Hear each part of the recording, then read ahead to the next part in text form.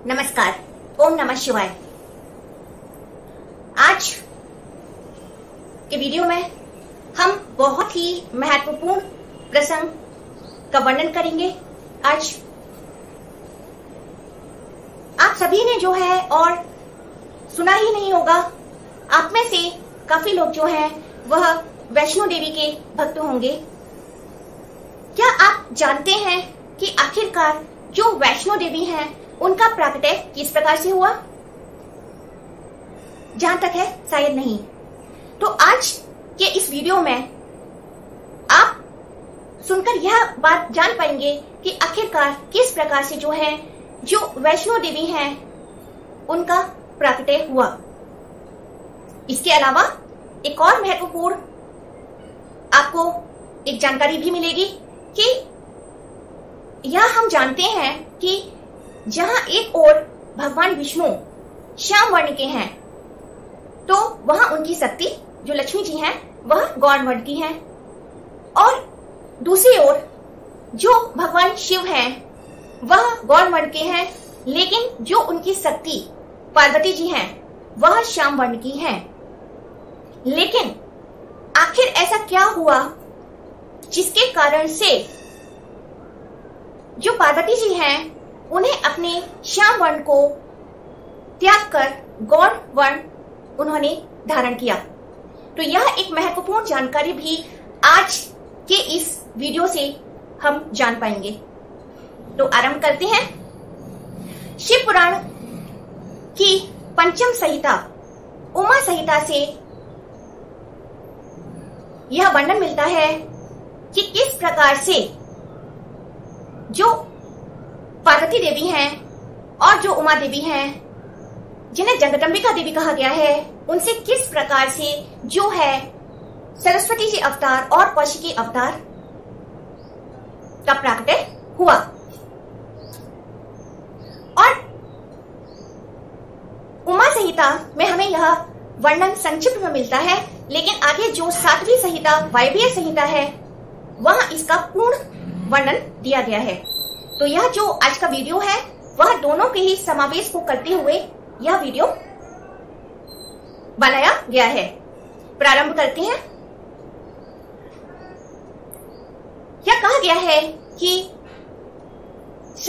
ब्रह्मा जी जब सृष्टि का निर्माण कर रहे होते हैं तब वह आदि नारीश्वर स्वरूप द्वारा वह स्वयं जो है आदि शरीर से पुरुष और आदि शरीर से स्त्री हो जाते हैं, जिन्हें सतरूपा और मनु कहा गया है।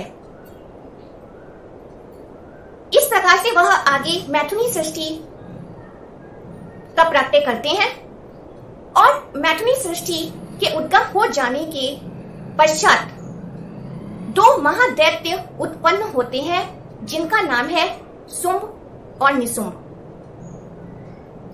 वह जो दैत्य हैं, जो महापराक्रमी महाबली हैं, उन्हें ब्रह्मा जी की तपस्या द्वारा यह वरदान प्राप्त है कि कोई भी पुरुष उन दोनों असुरों का अंत नहीं कर सकता है। तब ब्रह्मा जी उन दोनों दैत्यों से ही पूछते हैं कि आखिरकार वह अपने कोई भी मृत्यु का हेतु निश्चित करें। तब वह दोनों जो असुर हैं वह ब्रह्मा जी से कहते हैं कि पार्वती देवी के द्वारा जो कन्या उत्पन्न हो, जो आयोनिज हो, जिसे किसी भी पुरुष का स्पर्श प्राप्त न हुआ हो और जो रति क्रिया भी जिसे प्राप्त न हुई हो, ऐसी आयोनिज कन्या जो पराक्रम के बल पर और जो जिसकी सुंदरता को देख जब वह दोनों दैत्य काम भाव से ग्रसित हो जाएं, तब वह ऐसे ही आयोनिज कन्या द्वारा जो है उनका वध हो। यह वध जो है दोनों दैत्य ब्रह्मा जी से मांगते हैं। तब ब्रह्मा जी उन दोनों को तथास्तु कहकर वहां से चले जाते हैं। आगे जो है शुंभ और निशुंभ दोनों ही पराक्रमी हैं, और वह असुर प्रवृत्ति होने के कारण से वह चारों ओर जो है अधर्म कर्म करने लगते हैं। जहां भी यज्ञ आदि कर्म हो रहे होते हैं वह सब उनको विध्वंस कर देते हैं, और वह सभी मनुष्यों और देवताओं को भी पीड़ा देने लगते हैं। उन दोनों दैत्यों से पीड़ित हुए सभी देव जो हैं वह ब्रह्मा जी के समक्ष पहुंचते हैं और कहते हैं कि वह कैसे भी उनकी इस पीड़ा का निदान करें, क्योंकि ब्रह्मा जी जानते हैं कि उनके वरदान देने के कारण ही वह दोनों महान पराक्रम से संपन्न है, और वह यह भी जानते हैं कि किस प्रकार से उन दोनों का अंत हो सकता है। इसीलिए वह भगवान शिव के समक्ष पहुंचते हैं और वह भगवान शिव से यह प्रार्थना करते हैं कि वह कैसे भी देवी पार्वती जी की उनके रूप रंग की निंदा करें, जिससे कि वह क्रोधित होकर एक ऐसी कन्या को उत्पन्न करें जो कि काम भाव से उत्पन्न न हुई हो। भगवान शिव ब्रह्मा जी की यह बात सुनकर और देवताओं के कार्य सिद्धि के लिए एकांत में पार्वती देवी जी से कहते हैं कि तुम तो काली हो। जब पार्वती देवी भगवान शिव से यह वाक्य सुनती हैं, यह वचन सुनती हैं, तब उन्हें वह कुपित हो जाती हैं, उन्हें क्रोध आता है और वह कहने लगती हैं कि यदि जो उनके पति हैं, यदि वह उन्हें पसंद नहीं है या उनका जो श्याम वर्ण है, जब उन्हें वह निंदनीय लगता है तो वह कैसे इस देह में रह सकती है और उनका देह धारण करना ही बेकार है। वह कहती है कि यदि कोई स्त्री जो है, यदि उसके पति उसकी प्रशंसा न करे तो वह कितनी भी सर्वांग सुंदरी क्यों ना हो, पर उसकी वह सुंदरता व्यर्थ है। यह सब सोचते हुए वह भगवान शिव से कहती हैं कि यदि उनका जो श्याम वर्ण का यह शरीर है, यदि उन्हें यह पसंद नहीं है, तब वह इसे त्याग देंगी और इसके लिए वह तप करेंगी। भगवान शिव यह सब सुनकर पार्वती देवी को समझाने का प्रयास करते हैं। वह कहते हैं कि उनका प्रयोजन यह नहीं था, वह किसी और कार्य के लिए ही ऐसा कह रहे हैं। पर जो पार्वती देवी हैं वह कहती हैं कि नहीं, वह तपस्या करना चाहती हैं और अब वह इस श्याम वर्ण के साथ में नहीं रहना चाहती हैं। तब जो भगवान शिव हैं वह पार्वती जी से कहती हैं कि उन्हें तपस्या करने की क्या आवश्यकता है। यदि वह अपने इस श्याम वर्ण को त्यागना ही चाहती हैं तो उनकी इच्छा मात्र ही पर्याप्त है। परंतु पार्वती जी कहती हैं कि नहीं, वह भगवान शिव की इच्छा शक्ति या स्वयं की इच्छा शक्ति से इस कार्य को नहीं करना चाहती हैं। वह ब्रह्मा जी की तपस्या द्वारा ही जो है वह अपने श्याम वर्ण को त्यागेंगी और नए गौण वर्ण को स्वीकार करेंगी। यह सब सुनकर वह शिव जी से आज्ञा मांगती हैं। शिव जी उन्हें आज्ञा दे देते हैं और तब जाकर जो पार्वती देवी जी हैं वह वहां से अपने पिता के घर हिमान जी के यहाँ जाती हैं, अपने माता पिता से आज्ञा लेती हैं और वह अपने उन राजसिक वस्त्रों को त्याग कर वह सन्यासियों का वेशभूषा धारण करती हैं और अपने माता पिता से आज्ञा लेकर वह उस स्थान पर जाती हैं जहां उन्होंने पूर्व में भगवान शिव को पति रूप में प्राप्त करने के लिए तपस्या की थी। वह विंध्याचल पर्वत पर जाकर वह तपस्या करने जाती है, जिसे गौरी शिखर भी कहा गया है। तब जो है पार्वती देवी हिमालय के उस शिखर पर तपस्या करने लगती हैं। उस समय वहां पर एक सिंह आता है जो कि पार्वती देवी को अपना भोजन बनाना चाहता है, लेकिन जब वह सिंह जो है उनके समीप पहुंचता है तो उसका शरीर जड़वत हो जाता है और अकड़ने लगता है। वह उसी अवस्था में आ जाता है और ऐसा प्रतीत होता है जैसे कि वह पार्वती जी की उपासना कर रहा हो। पार्वती जी जब उस सिंह की तरफ देखती हैं तब वह यह सोचती हैं कि यह जो सिंह है वह उनकी उपासना कर रहा है और वह दूसरे जो प्राणी और जानवर हैं उनसे उनकी रक्षा करने के लिए यहाँ पर है और वह उस पर अपनी कृपा करने लगती हैं। वह सिंह भी जो है धीरे धीरे जब वह पार्वती जी की शक्ति को देखता है और वह यह जान जाता है कि वह कोई साधारण स्त्री नहीं है, उनके तपोबल से सिंह का जो आंतरिक मन है वह निर्मल हो जाता है और उसके जितने भी जो पूर्व दुष्कर्म थे वह नष्ट हो जाते हैं और वह सत्य में ही पार्वती जी का उपासक बन जाता है और पार्वती जी की अन्य वनचरों से उनकी रक्षा करने लगता है। जो कोई भी वनचर पार्वती जी की ओर बढ़ता वह उन सभी को वहां से भगा देता। तो इस प्रकार से जो सिंह है वह निरंतर ही पार्वती जी की सेवा में लगा रहता। आगे यह कहा गया है कि सुम निसुम के आतंक से पीड़ित हुए जो देवता हैं वह ब्रह्मा जी के समझ पहुंचते हैं। तब जो ब्रह्मा जी हैं उन सभी देवताओं को लेकर उस पर्वत पर पहुंचते हैं जहां पर पार्वती जी तपस्या कर रही हैं और उनकी जो तपस्या है वह पूर्ण हो चुकी है और वह पार्वती जी से पूछते हैं कि हे देवी, आप यहाँ पर किस प्रयोजन से तपस्या कर रही हैं। तब जो पार्वती देवी हैं वह ब्रह्मा जी से अपना वृत्तांत बताते हुए कहती हैं कि वह अपनी इस देह का जो श्याम वर्ण है वह उससे मुक्त होकर गौर वर्ण की होना चाहती हैं। तब ब्रह्मा जी भी यह कहते हैं कि हे जगदम्बिका देवी, आप तो इस सृष्टि की जगत जननी हैं। आप तो स्वयं भी अपनी इच्छा मात्र से इस कार्य को पूर्ण कर सकती थी, परंतु यह तो आपकी इस जगत के लिए लीला ही है जो आपने इतनी कठोर तपस्या इस कार्य के लिए की है। तब आगे ब्रह्मा जी यह भी कहते हैं कि वह स्वयं देवताओं की कार्य सिद्धि के लिए उनसे इच्छा प्रकट करते हैं कि वह स्वयं जो है अपनी इस देह का जो श्याम वर्ण त्यागने के बाद एक ऐसी आयोनिस कन्या को उत्पन्न करें जिससे कि जो दैत्य सुम और निसुम है उनका वध हो सके। तब जो पार्वती जी हैं वह अपने उस श्याम वर्ण को उतारकर उससे एक कन्या का प्राकट्य होता है और जो पार्वती जी हैं उनका जो शरीर है वह गौर वर्ण का हो जाता है, जिससे कि आगे जाकर जो पार्वती जी हैं वह गौरी कहलाईं। और जो आयोनिस कन्या हैं जो कि पार्वती जी से उत्पन्न हुई वह कौशिकी कहलाईं।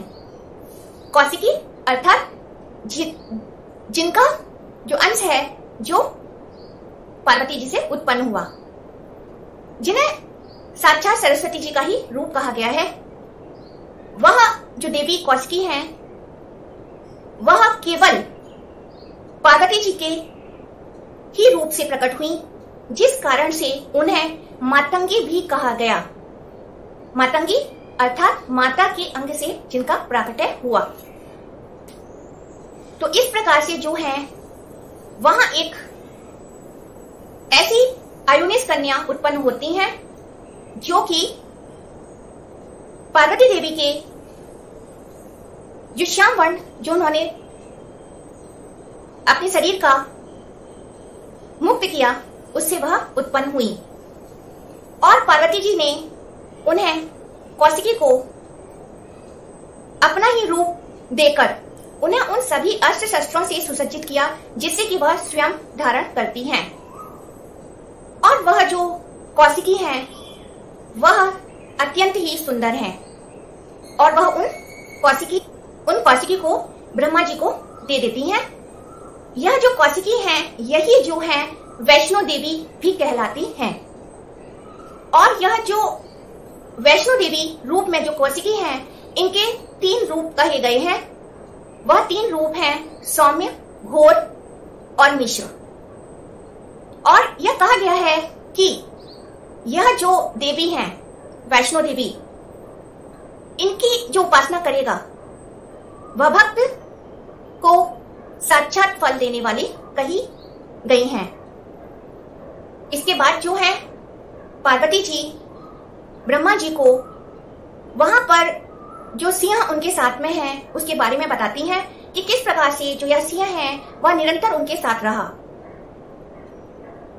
और वह कहती हैं कि वह अपने कैलाश पर लौटकर उसे गढ़ पद का पर भगवान शिव से दिलवाएंगी। यह सब सुनकर ब्रह्मा जी पार्वती जी को बताते हैं कि देवी आप जो हैं इस पर जो इतना उपकार कर रही हैं यह तो काफी ब्राह्मणों और गौ हत्या का पापी है। तब पार्वती जी ब्रह्मा जी से कहती हैं कि जब वह उनकी शरण में आ गया तब वह उनका उपासक है और वह उनकी करुणा का पात्र भी है।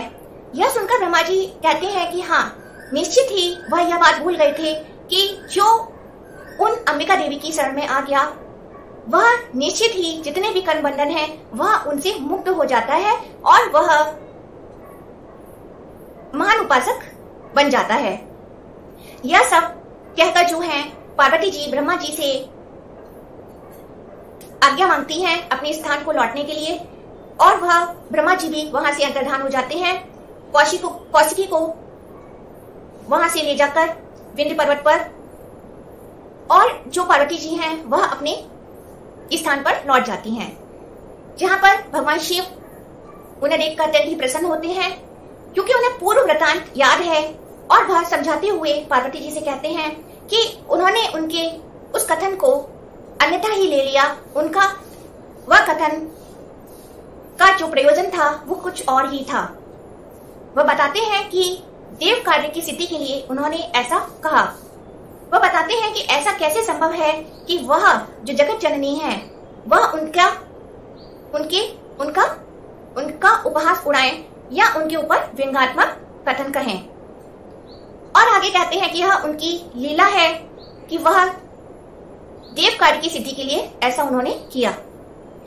यह सब सुनकर पार्वती जी कौशिकी का वर्णन करती हैं और वहां अपने साथ में आए हुए सिंह का वृतांत बताती हैं और भगवान शिव जो सिंह है उसको वहां का गणपत देते हैं। तो इस प्रकार से जो है यह कौशिकी जी का जो प्राकट्य है वह यहाँ पर उसका वृतांत हमें मिलता है। आगे जब सुम निसुम से जो पीड़ित देवता हैं वह सभी जो हैं ब्रह्मा जी के साथ जो हैं वह पार्वती जी के समक्ष पहुंचते हैं और उनकी स्तुति करने लगते हैं। वह अनेक नामों द्वारा पार्वती जी की स्तुति करते हैं। वह उन्हें जगदम्बिका देवी, जगत जननी, मातंगी और अन्य प्रकार से उनकी स्तुति करते हैं और वह कहते हैं कि वह कैसे भी सुम निसुम के आतंक से उनकी रक्षा करें। तब जो यह कहा गया है कि वहां पर देवी कौशिकी प्रकट होती हैं और वह कहती हैं कि यह कार्य उनके द्वारा सिद्ध किया जाएगा। वह कहती हैं कि सुम निसुम की मृत्यु उनके द्वारा की जाएगी और वह स्वयं ही इस कार्य के लिए पर्याप्त हैं।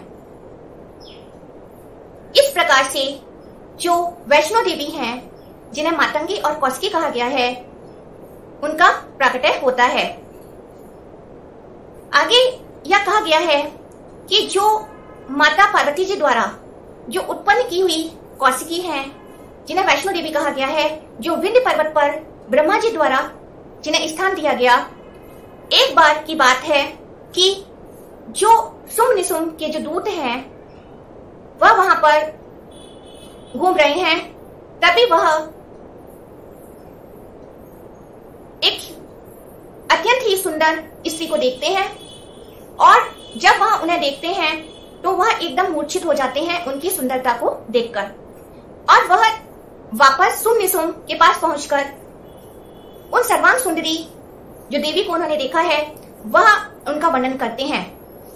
सुम निसुम जब ऐसी किसी स्त्री का वर्णन सुनते हैं तब सुम निसुम के अंदर जो है काम भाव उत्पन्न होता है और वह अपने दूत सुग्रीव को वहां उस स्थान पर भेजता है जहां पर वह देवी है।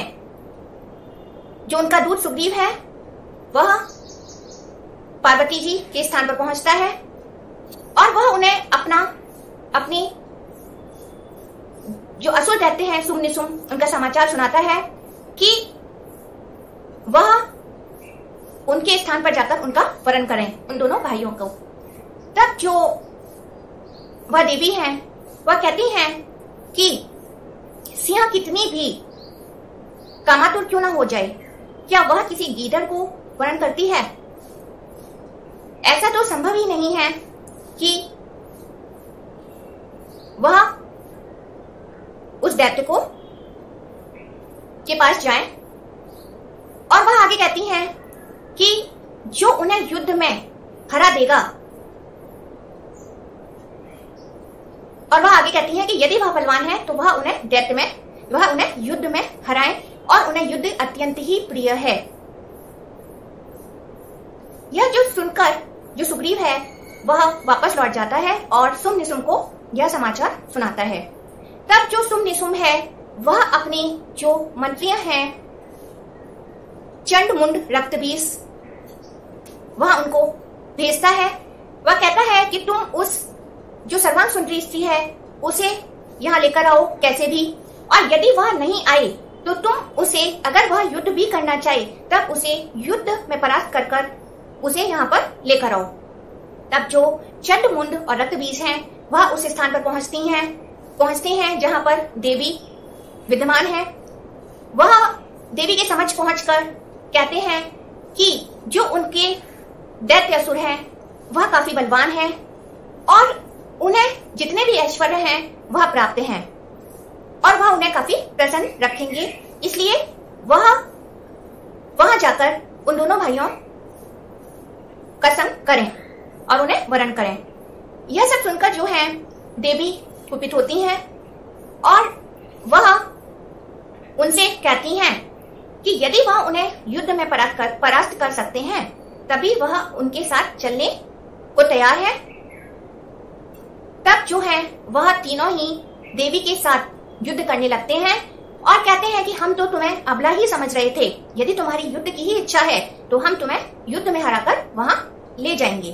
तब उन सभी का युद्ध होता है और जो देवी हैं वह अपने बाणों से चंडमुंड को जो है मृत्यु की भेंट चढ़ा देती हैं और रक्तबीज को भी वह रक्तबीज का भी वह अंत कर देती हैं और जो उनके साथ में जो सेना आई है दैत्यों की, उसे उनका जो सिंह है वह उन्हें अपना भोजन बना लेता है। तो इस प्रकार से वह सारी सेना का अंत हो जाता है और जो कुछ बचे हुए वहां पर सेना है वह वहां अपने स्थान पर पहुंचकर शुंभ निशुंभ को सारा वृतांत बताते हैं। तब जो शुंभ निशुंभ है वह स्वयं अपनी सेना को तैयार कर और बड़े ही बाजे नगाड़ों के साथ जाते हैं उस स्थान पर जहां पर वह देवी विद्यमान है। और जो शुंभ है वह देवी को देखते हुए उनसे कहता है कि उन्हें यह युद्ध शोभा नहीं देता है। वह तब जो है देवी उन दोनों दैत्यों को फटकारती हैं और कहती हैं कि वह युद्ध के लिए तैयार हो जाएं। और देवी अपने त्रिशूल द्वारा और बाणों द्वारा उनकी सेना पर आक्रमण करने लगती हैं। उनका जो सिंह है वह भी दैत्यों पर आक्रमण करता है। घोर युद्ध होता है दोनों तरफ से। अंत में जाकर जो है देवी निशुंभ पर अपने बाण चलाती हैं और उसे मृत्यु के घाट उतार देती हैं। इसके पश्चात जो है वह शुंभ पर भी अपने त्रिशूल के द्वारा उस पर आघात करती हैं, परंतु शुंभ जो है, जो बड़े भाई है, वह अपने पराक्रम द्वारा देवी पर प्रहार करता है, परंतु देवी फिर से त्रिशूल के आघात से उसके धड़ को अलग कर देती हैं और शुंभ निशुंभ दोनों की ही मृत्यु हो जाती है। यह कहा गया है कि शुंभ निशुंभ यद्यपि दैत्य हैं और पापी हैं, परंतु देवी के हाथों के द्वारा मारे जाने के कारण से उन्हें जो है उनका जो दिव्य लोक है वही प्राप्त होता है। तो इस प्रकार से जो है जो कौशिकी देवी हैं और जो वैष्णो देवी जिन्हें कहा गया है, उनके द्वारा जो है शुंभ और निशुंभ का अंत होता है। तो यह हमें जो है वृतांत मिलता है कि किस प्रकार से जो है पार्वती जी द्वारा उन्होंने कौशिकी, जिन्हें सरस्वती जी का भी रूप कहा गया है और उन्हें वैष्णो देवी कहा गया है और मातंगी भी कहा गया है, उन्हें धूमावती भी कहा गया है, क्योंकि शुंभ निशुंभ के द्वारा जो है धूम्रलोचन को भेजा गया था, जिसे कि उन कौशिकी देवी ने मार गिराया था। तो इस प्रकार से अनेक नामों द्वारा यह देवी जानी जाती हैं। और यह बात तो हम सभी जानते हैं कि यह जो कौशिकी देवी हैं, जिन्हें कुमारी कहा गया है, जो कि केवल पार्वती जी के अंश से ही जिनका जन्म हुआ है, वह आज भी जो है वैष्णो देवी के नाम से विख्यात है कि जो इनके उपासक हैं उन्हें यह प्रत्यक्ष फल देने वाली कही गई हैं। तो इस प्रकार से जो है यह एक जो मुख्य वर्णन है वह समाप्त होता है। इसी के साथ में हम समाप्त करते हैं। नमस्कार। ओम नमः शिवाय।